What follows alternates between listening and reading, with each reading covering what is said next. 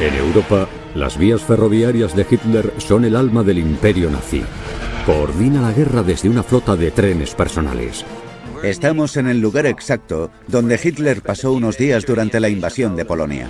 Y la gestiona con una red ferroviaria potente y eficiente. Es increíble, ¿a que sí? Casi toda la maquinaria bélica alemana existió gracias a este tipo de locomotoras.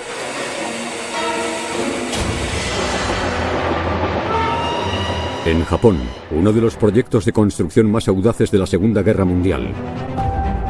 Los raíles han atravesado el paisaje como un cuchillo corta la mantequilla. Se llevó a cabo en condiciones terribles y bajo un brutal cautiverio. Convirtieron estas cosas en un infierno sobre raíles. Todo para cumplir con los sueños del imperio japonés en Asia.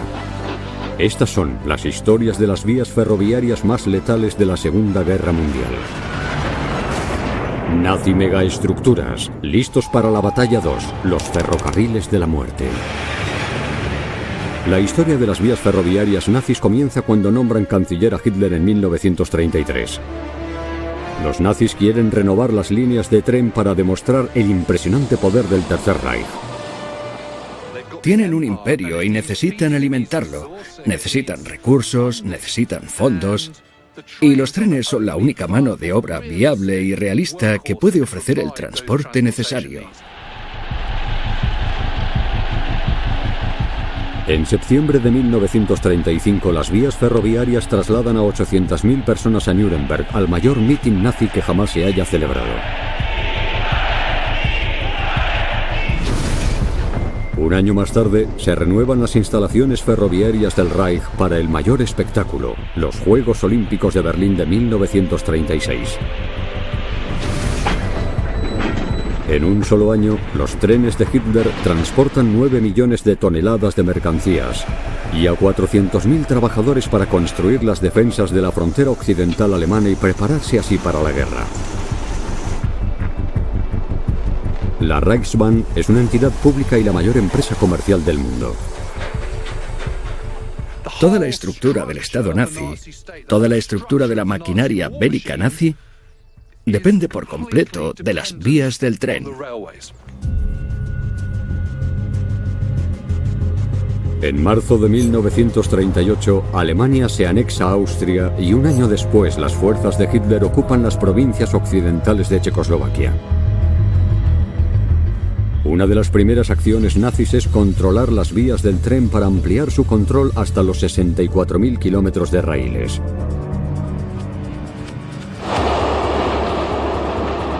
Pero para Hitler, las vías del tren son mucho más que una máquina para transportar a las masas. Son un símbolo de poder. Como canciller, ha recibido un tren para viajar por el país. Pero cuando la guerra se va acercando, Hitler encarga el Führer Sonderzug, o el tren especial del Führer al que apoda en clave América.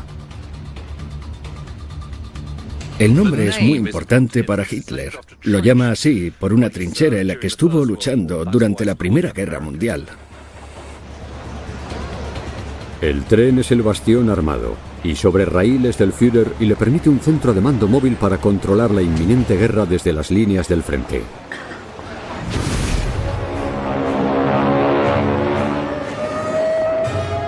El 1 de septiembre de 1939, Alemania invade Polonia. 250 trenes se movilizan cada día para trasladar las armas y a las tropas al frente.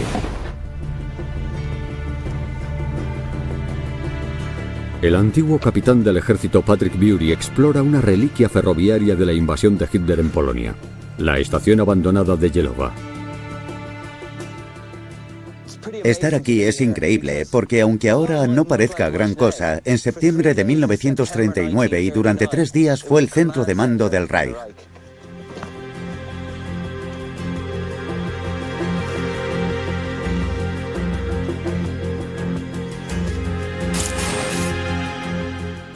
Estamos en el lugar donde Hitler y el alto mando del ejército pasaron unos días durante la invasión de Polonia. Estamos aquí porque el tren de Hitler, y concretamente su nuevo vagón de mando, le permite estar en contacto constante con las tropas que avanzan. Y básicamente es la línea ferroviaria más cercana a la línea del frente. Por eso Hitler quiere estar aquí.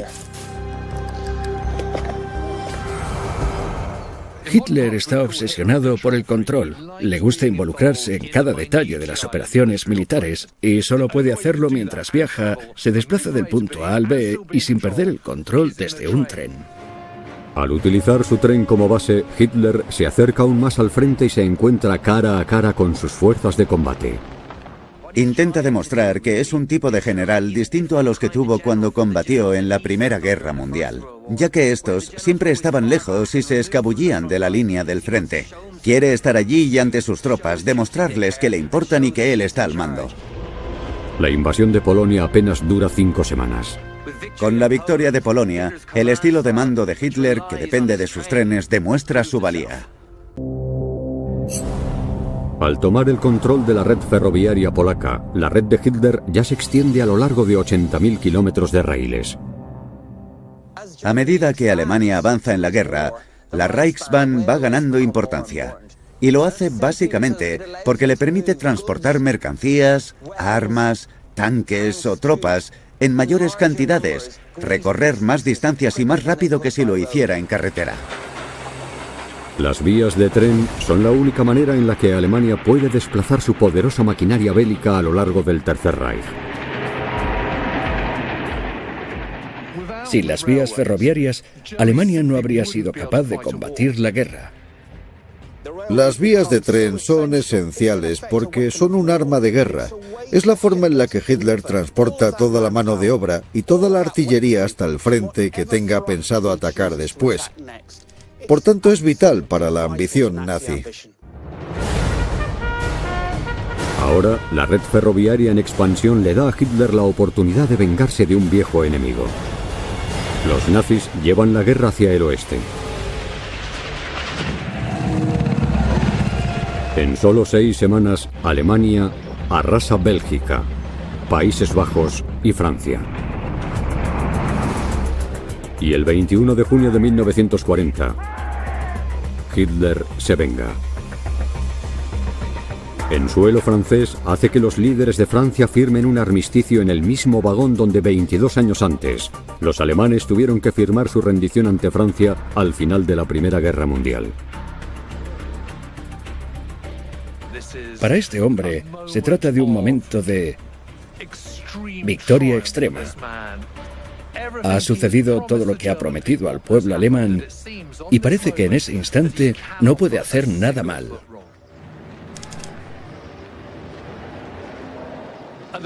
A principios de julio, Hitler regresa a Berlín y es casi como un César en la época de los romanos que regresaba a su capital tras su triunfo.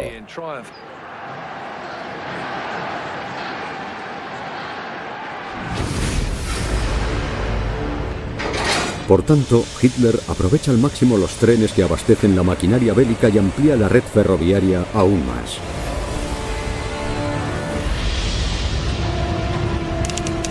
Abril de 1941. El América, el tren especial de Hitler, se dirige a un pequeño pueblo austríaco llamado Monikkirchen. Viene aquí porque este túnel ferroviario en las montañas es un lugar seguro y porque se encuentra cerca de la frontera del siguiente objetivo que planea invadir: Yugoslavia y la península balcánica. Al igual que en Polonia, Hitler dirige la invasión desde su tren.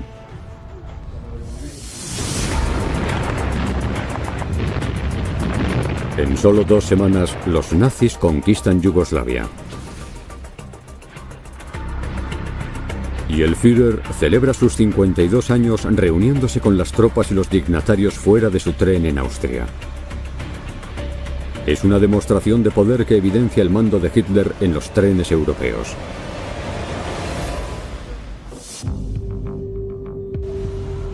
A mediados de 1941, los Balcanes están bajo el control nazi. El imperio ferroviario de Hitler se expande hasta los 143.000 kilómetros de raíles. Ahora, el Führer exige más trenes que nunca para transportar el poderío militar del Reich hasta las líneas del frente. Para Hitler, el problema es que no tiene suficientes locomotoras para desplazar este material bélico.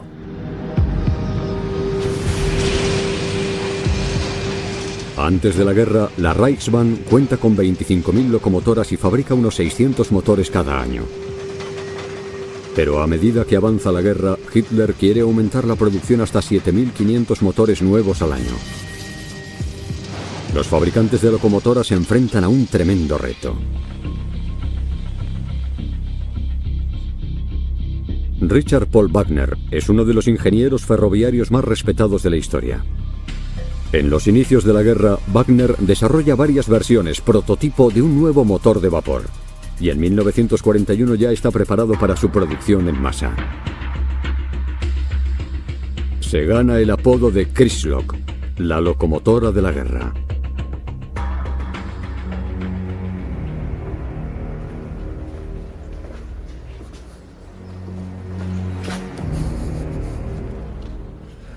Ahí está. Es increíble. Si lo piensas bien, es algo realmente embriagador y que cuenta con grandes dosis de ingeniería. La locomotora de vapor es el toque que lo culmina. El secreto del éxito de la Kriegslok reside en su sencillez. Estas Kriegsloks son únicas y tan especiales por la estandarización de sus partes. Por eso se pudieron fabricar tantas cantidades durante la guerra. Las fábricas de Hitler llegan a construir casi 350 Kriegslocks al mes en su momento de máximo esplendor.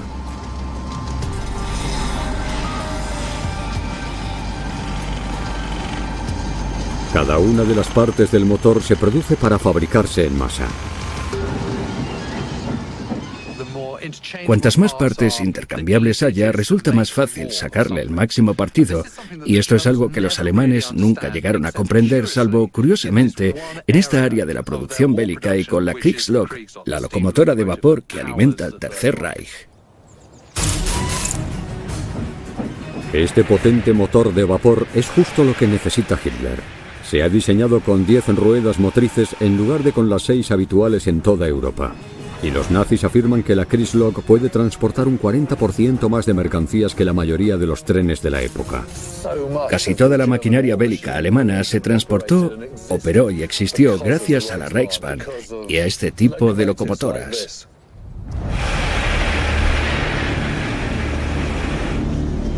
La red ferroviaria nazi cuenta con una flota en expansión de potentes motores y está a punto de hacer frente a su mayor reto hasta el momento.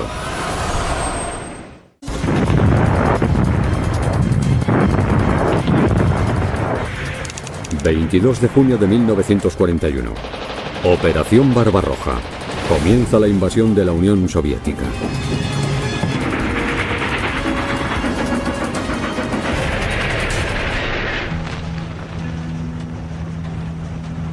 Cuando los nazis se adentran en Rusia, la línea de suministro se detiene por completo. El problema es sencillo.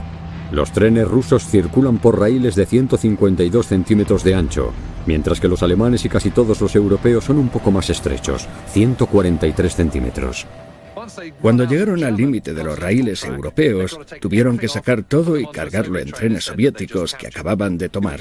La alternativa es cambiar todas las vías ferroviarias. De hecho, empezaron a hacerlo, pero si te paras a pensar en toda la cantidad descomunal de recursos necesarios para ello, es impresionante.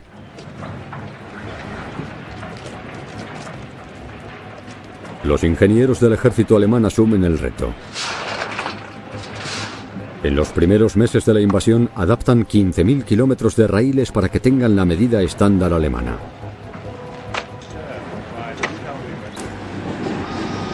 Hitler viaja en tren por toda Europa y su equipo de seguridad recorre largas distancias para que esté a salvo.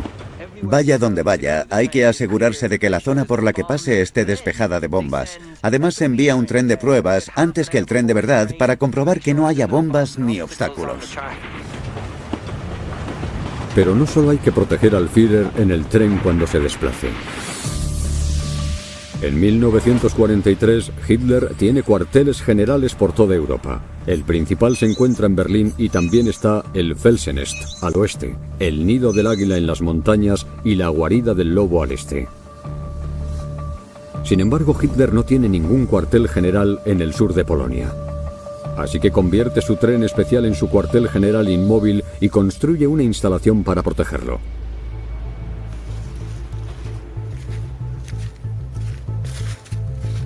El historiador James Holland ha venido a las ruinas del Anlage Sud o las instalaciones del sur. Mirad, hay un trozo enorme de cemento nazi que rodea un túnel y que ha atravesado la colina.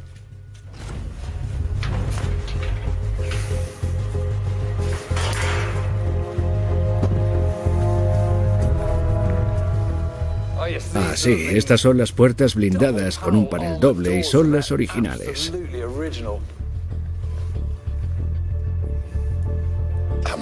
Deben pesar 1 tonelada. Pesan muchísimo. No os hacéis una idea.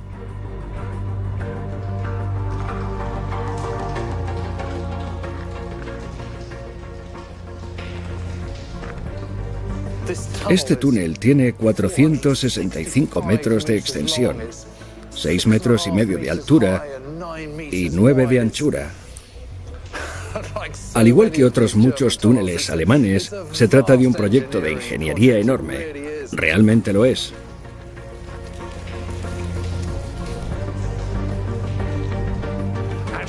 Ahora mismo estoy en el punto donde debería haber una plataforma elevada y los raíles deberían estar al otro lado.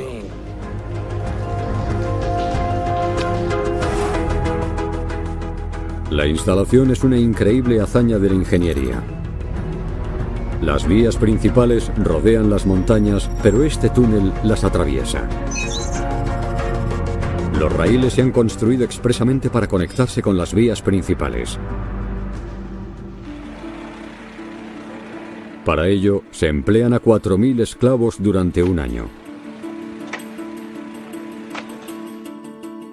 El 27 de agosto de 1941, Hitler se reúne con su aliado y su socio de las potencias del eje, el líder italiano Benito Mussolini, en el Anlage Sud.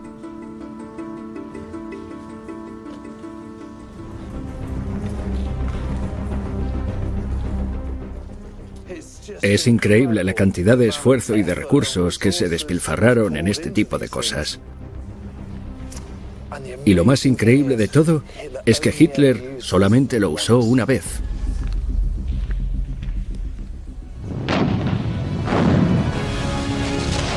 Dos meses más tarde, en octubre de 1941, las fuerzas nazis avanzan rápidamente hacia Moscú. Pero hay un problema. La expansión ferroviaria aún no ha llegado tan lejos y los trenes se atascan a 32 kilómetros de Moscú. Los suministros no pueden llegar hasta las tropas, y las vías ferroviarias de Hitler se preparan para la mayor prueba hasta el momento. En el territorio ruso, el ejército nazi depende de los hombres y de las armas que llegan en tren desde el Tercer Reich.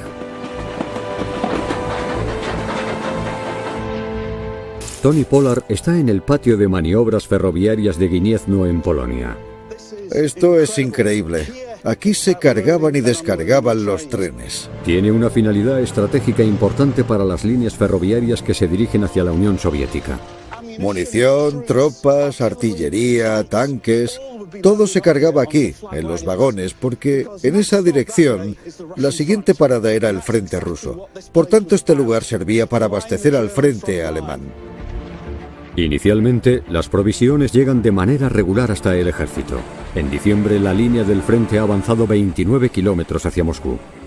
Este es el verdadero negocio de la guerra. Esto debía ocupar unos 800 metros y durante la guerra debió ser un epicentro de gran actividad.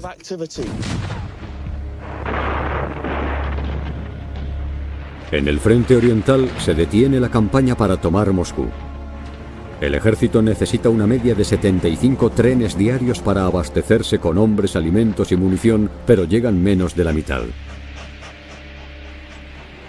No hay suficientes locomotoras, no hay suficientes vagones ni vagones de mercancías para transportar este material bélico. Tras 3 meses de dura contienda y la pérdida de casi 250.000 vidas alemanas, los nazis fallan en su intento por tomar Moscú. Hitler culpa a los responsables de las vías ferroviarias. Los alemanes creen que van a ganar en 3 meses, pero no es así. Todo se había preparado para lograr una victoria rápida y fugaz. Es el mayor contratiempo de la guerra y Hitler está furioso. Al otro lado del mundo, las ambiciones japonesas han creado un imperio que ocupa 3,8 millones de kilómetros cuadrados en China y las colonias francesas de Indochina. En respuesta, los aliados occidentales comienzan a abastecer a China con armas, las cuales transportan a través de Birmania a lo largo de los 1.100 kilómetros de la larga carretera de Birmania. En el verano de 1941, Estados Unidos aumenta la presión imponiendo un abrumador embargo petrolero a Japón. Sin recursos por culpa del embargo, Birmania adquiere una importancia estratégica clave. Hay 2 motivos por los que los japoneses están muy interesados en conquistar Birmania. El primero es que pueden cortar la carretera de Birmania, por tanto pueden seguir asfixiando a los chinos con los que están en guerra. Y en segundo lugar, porque Birmania es muy rica en recursos. En enero de 1942, Japón invade Birmania. Y en ese mismo momento, más fuerzas japonesas en Malasia se dirigen al sur, hacia la colonia británica de Singapur.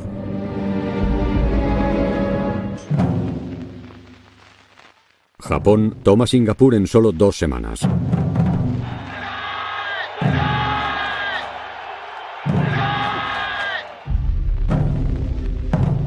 El primer ministro británico Winston Churchill lo define como el peor desastre de la historia militar británica. Para Japón, la toma de la fortaleza de Singapur supone una victoria impresionante. La noticia de que Japón había tomado Singapur llegó hasta Tokio. Como es lógico, la gente estaba eufórica. Había echado a los británicos de una base naval muy importante en el lejano oriente. Los japoneses encarcelan a 130.000 tropas de la Commonwealth. Ahora la atención se centra en el norte de Tailandia y de Birmania, donde estos prisioneros de guerra trabajarán en el proyecto de construcción más ambicioso de Japón de la Segunda Guerra Mundial.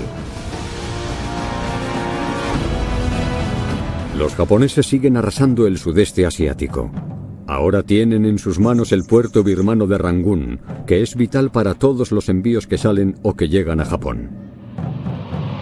A finales de abril, las fuerzas japonesas parecen imparables al cortar la carretera de Birmania, la línea de suministro de los aliados con China.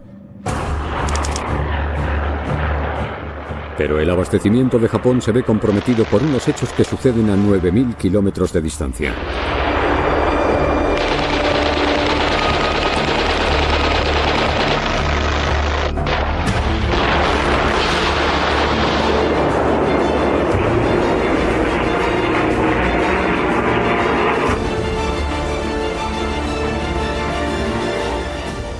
Destrozan su marina en la batalla de Midway.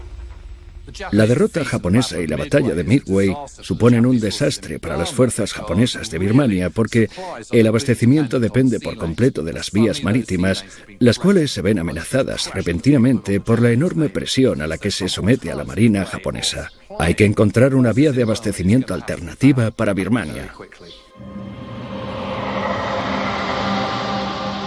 Los nipones deciden enviar provisiones desde sus puertos en Japón hasta Saigón, en Vietnam, para luego transportarlas hasta Birmania por tierra y en tren.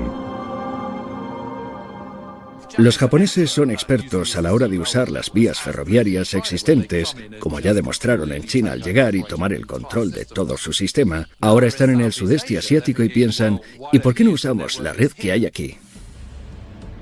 En Tailandia y en Birmania hay buenas conexiones ferroviarias, pero no están conectadas entre sí, así que los ingenieros proponen construir una nueva línea ferroviaria entre Nong Pladuk y Tam Bue Thiat. La ruta tiene 415 kilómetros de extensión, pasa por montañas, por la densa selva y por ríos traicioneros. Parece una tarea imposible. Pero en junio de 1942, el emperador Hirohito aprueba su construcción. Nace la conexión ferroviaria entre Tailandia y Birmania. Japón se marcó finales de 1943 como fecha tope, por lo que necesita urgentemente mano de obra para construir los raíles. Por suerte para los japoneses, tenían unos 100.000 prisioneros de guerra de la Commonwealth en Singapur que no estaban haciendo nada y que eran perfectos y capaces de trabajar.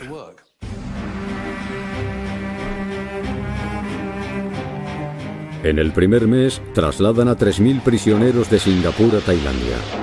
Se trata de un viaje de 4 días y solo es el inicio de su pesadilla.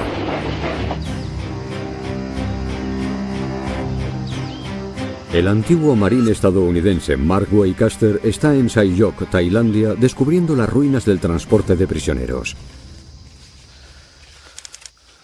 Ahí está. Hay un par de vagones en esa zona. Los japoneses empezaron a construir la conexión ferroviaria entre Tailandia y Birmania. Los trabajadores no eran japoneses, sino prisioneros de guerra aliados y residentes de las colonias que habían conquistado. La mayoría llegó a Tailandia en vagones como este. Convirtieron estas cosas en un infierno sobre raíles.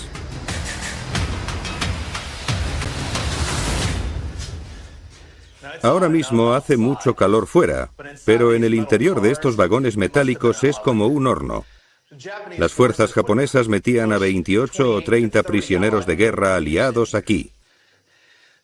Viajaban durante 4 días y 4 noches. Ni siquiera se podían tumbar aquí porque si no los demás no cabían. Y a los trabajadores nativos los metían en grupos de 70. Era un lugar muy claustrofóbico. Las puertas se cerraban y no había ventilación. Muchos prisioneros pensaban que era la peor experiencia que podían vivir, pero aún quedaban cosas mucho peores por llegar.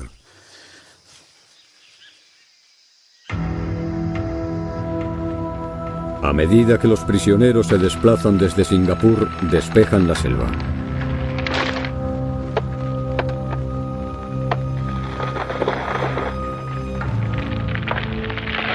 Pero el terreno rocoso crea un problema. Tony Pollard ha venido a Chiang Kai para buscar pruebas del intenso trabajo que se necesitaba para atravesar la colina.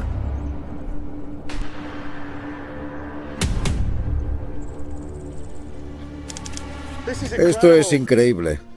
Los raíles han atravesado el paisaje como un cuchillo corta la mantequilla. Han perforado la roca sólida. Estas dos paredes rocosas parecen acantilados, pero en realidad las vías del tren las han atravesado. Pero lo más sorprendente es que lo realizaron prisioneros de guerra británicos, que en la mayoría de ocasiones las únicas herramientas que emplearon fueron sus propios músculos. Si miráis con atención los laterales de esta roca caliza, espero que podáis ver alguna prueba de su trabajo. Ahí hay algo.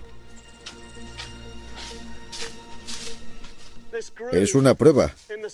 Esta marca en la pared es una prueba de las herramientas que usan. Usan una barra de hierro, pero en realidad es una taladradora que funciona golpeando con los músculos. Un hombre tiene que sujetar la barra y otro tiene que golpearla con un martillo. Tras cada golpe hay que girar la barra para que se clave más profundo. Un equipo de 2 personas podía hacer un par de estas longitudes de 1 metro en un día. Cuando terminaban de hacer esta función tan importante, los ingenieros japoneses venían, llenaban los agujeros de explosivos, despejaban la zona, hacían que estallase y retiraban los trozos de roca. La mano de obra hace estallar la carga y despeja casi 30.000 toneladas de roca sólida. En los 3 meses que tardan en excavar Chiang Kai, fallecen más de 20 prisioneros de guerra. Es un testimonio sorprendente de los esfuerzos que realizaron estos prisioneros de guerra. Y además es un trabajo estupendo porque la línea ferroviaria sigue funcionando.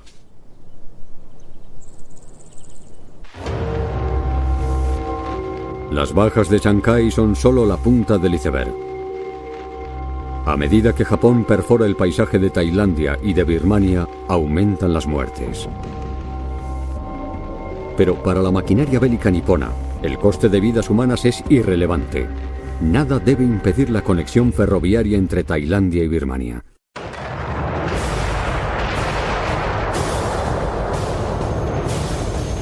Otoño de 1942. Los japoneses hacen retroceder a las fuerzas británicas en Birmania hasta la India. Ahora Japón se encuentra en la frontera de la joya de la corona británica.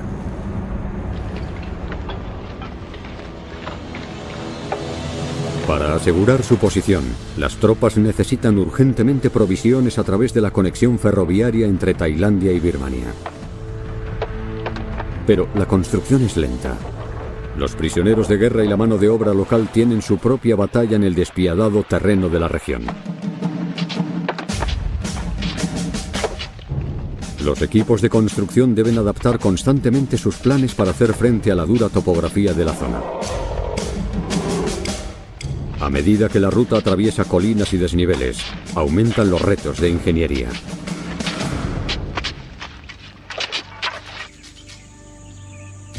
Marway Caster se encuentra en Kinsayok, al oeste de Tailandia, para descubrir cómo los japoneses lidiaron con un desnivel de 500 metros de ancho. Hemos llegado caminando por unos raíles. Al principio pensaba que solo era un terreno elevado, pero ahora sé que es un terraplén. Fijaos en la altura. El terraplén tiene 400 metros de anchura y 15 de altura. Si os paráis a pensarlo bien, es impresionante porque ahí abajo debía de haber campos de trabajo en los que perforaban el suelo y luego amontonaban todo aquí como si fuera una especie de puente. Cada trabajador tenía que trasladar unas 3 toneladas de roca y de suelo al día para construir un terraplén al otro lado del desnivel. Y después construyeron un puente para conectar las dos zonas. Abajo se pueden ver las terrazas. Mirad. En ellas había grandes maderas que soportaban los raíles que se colocaban encima. Se puede ver uno de los apoyos de madera para el puente. Esto es enorme. Debe tener unos 30 centímetros de diámetro. Desde aquí salía una enorme madera hasta los raíles que había arriba. Aquí hay una barra pesada. Y hay más arriba. Debía de haber unas bases de madera de unos 30 por 30 centímetros, las cuales tenían que estar alineadas perfectamente, en una línea recta y a lo largo de toda esta zona, porque si no, no se podía soportar el peso. Los prisioneros y los trabajadores locales construyen el puente en unas terribles condiciones. Mirad, en estas piedras se puede apreciar una pequeña marca. En realidad no son piedras, sino sacos de cemento que se le cayeron a alguien y que se han ido endureciendo con el paso de los años. Esto le da un aspecto más humano a la historia. Los ingenieros japoneses aseguran que el puente puede resistir el fuerte torrente que arrasa con el desnivel durante la temporada del monzón. Los japoneses no solo tienen que reforzar las vías, sino que además deben asegurarse de que resistirán. Por eso hay bancos de hormigón para dirigir la corriente hacia el centro, sobre todo durante la época de lluvias intensas. Esto no es un simple proyecto, sino que es una obra de ingeniería realmente impresionante. Tiene una estructura enorme y nunca se había hecho algo similar.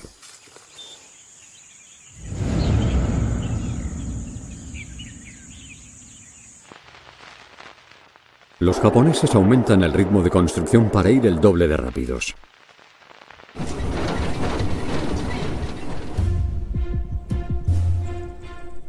El arqueólogo de conflictos Tony Pollard se encuentra a 180 kilómetros al oeste de Bangkok, en una de las estructuras más grandes de toda la ruta. Estoy en un lugar llamado Whampoa. Esto es un increíble ejemplo de los restos del terreno a los que se expusieron los trabajadores. Whampoa es una excavación de 1000 metros que sirvió para crear un doble viaducto. Fue una construcción prioritaria. Puede no parecer mucho, pero la primera parte de esta estructura es este muro de hormigón, y se apoya en el acantilado en ángulo. Está diseñado para poner un tope al acantilado y al suelo, evitando que se caigan a las vías. Y si nos fijamos con más atención, podemos descubrir algo de su construcción. Tiene un conglomerado de guijarros. Estos guijarros se han sacado del fondo del río. Los prisioneros de guerra los limpiaron, los trajeron en cestas y los colocaron en esta estructura junto con el hormigón. Lo que más me gusta es que parece que cada tramo se mueve. Hay una banda que baja, ¿la veis? Y aquí hay otra. Cada una equivale a los guijarros que trajo cada persona en su cesta. Y así es como se creó este muro. Sí, todo esto está genial y es realmente alucinante, pero solo es una parte de la historia. Para ver el otro elemento increíble de esta megaestructura, tengo que colocarme debajo de los propios raíles. 50 metros por encima de los raíles hay un viaducto de 365 metros. He bajado por aquí. Ahora estoy más cerca del río y las vías del tren están por encima de mí. En lugar de construir un terraplén, construyeron esto. Una megaestructura de madera. Este increíble viaducto rodea la base del acantilado y las enormes maderas se apoyan sobre pilares de hormigón. Este es original. Sin embargo, este otro se ha modificado con el paso del tiempo. Aún así, parece que se hizo durante la Segunda Guerra Mundial. Es una obra de ingeniería increíble y se lo ha ganado. Estas maderas pueden soportar grandes cantidades de peso. Podéis pensar que usaron acero y hormigón, pero lo hicieron con madera y sigue siendo así en la actualidad.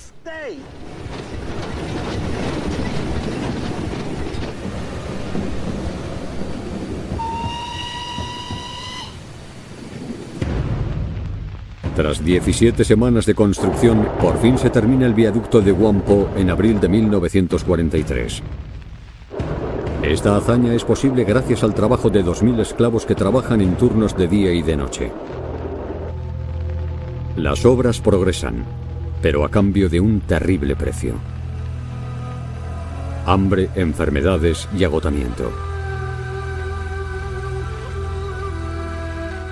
Para los japoneses, los trabajadores son de usar y tirar.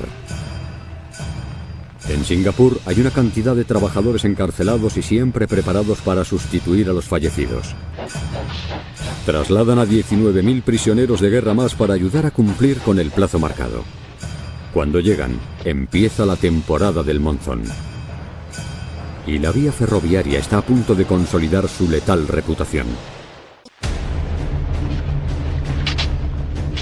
Junio de 1943. La rápida construcción tiene resultados en la conexión ferroviaria entre Tailandia y Birmania. Pero ahora hay un nuevo problema: la temporada del monzón.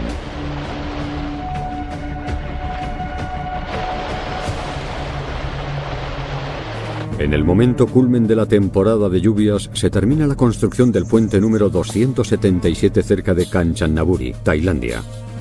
Tiene 300 metros, es uno de los más largos de la conexión ferroviaria y atraviesa la zona fluvial más famosa de Tailandia. Tony Pollard está en el río Kwai Yai para estudiarlo. Atravesar ríos como este debió ser uno de los retos más grandes del proyecto ferroviario. Se construyeron 688 puentes. Eso implicó una gran cantidad de hormigón y de acero. Hoy, este puente es un sinónimo de las vías ferroviarias de la muerte. Aquí fallecieron 9 prisioneros de guerra británicos. Murieron muchos prisioneros de guerra de la Commonwealth. pero fue mucho peor para los trabajadores birmanos y malayos. Las cifras de vidas perdidas empequeñecieron a las de los prisioneros de guerra de la Commonwealth. Fue una época realmente terrible. Tras casi 15 meses, los prisioneros de guerra y los trabajadores terminan los 415 kilómetros. Cuando las vías por fin están operativas, las tropas del frente de Birmania reciben las provisiones que necesitaban desesperadamente y se envían materias primas a Japón para continuar con el esfuerzo bélico. Miles de tropas niponas bien armadas y abastecidas se colocan cerca de la frontera india. Su línea de suministro pasa a ser un objetivo clave para los aliados.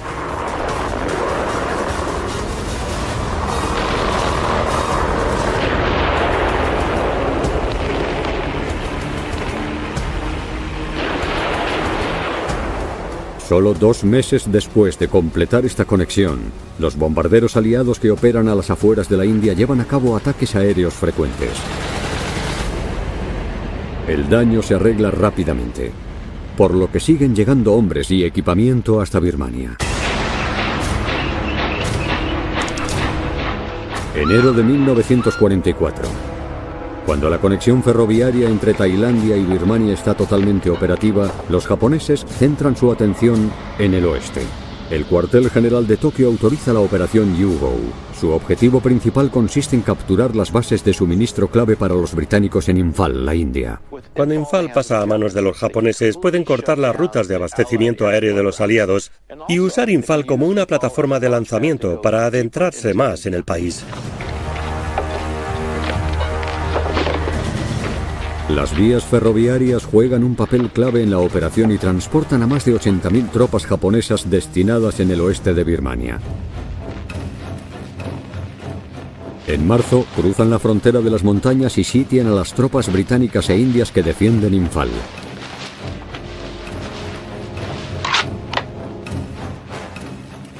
Las primeras incursiones japonesas salen según lo previsto, pero a medida que se amplía la línea de suministro, la red ferroviaria recibe más presión.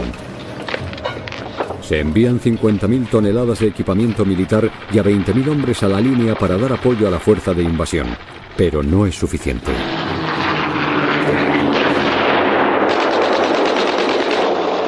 En Imphal, las fuerzas británicas e indias resisten. Durante 4 meses, Japón trata de acabar con la resistencia. Al final, en julio, cuando están prácticamente sin abastecimiento ni munición, se ven obligados a rendirse. Las batallas y la retirada provocan la muerte de 30.000 japoneses y dejan a otros 23.000 heridos. La red ferroviaria se convierte en un salvavidas para evacuar a las fuerzas niponas. La derrota del ejército imperial japonés en Imphal es un tremendo contratiempo y marca el final de la fuerza de combate nipona en el sudeste asiático.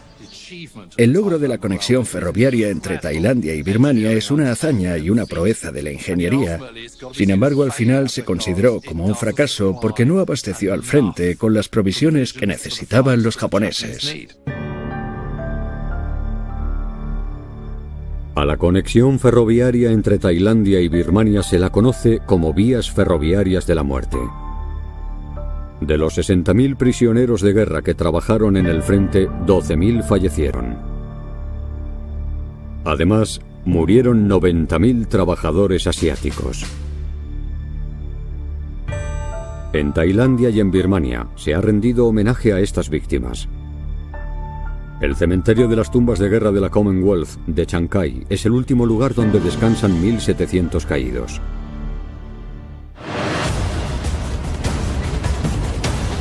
Hoy en día, 130 kilómetros de esas vías que construyeron los prisioneros de guerra siguen funcionando como parte del sistema ferroviario estatal de Tailandia.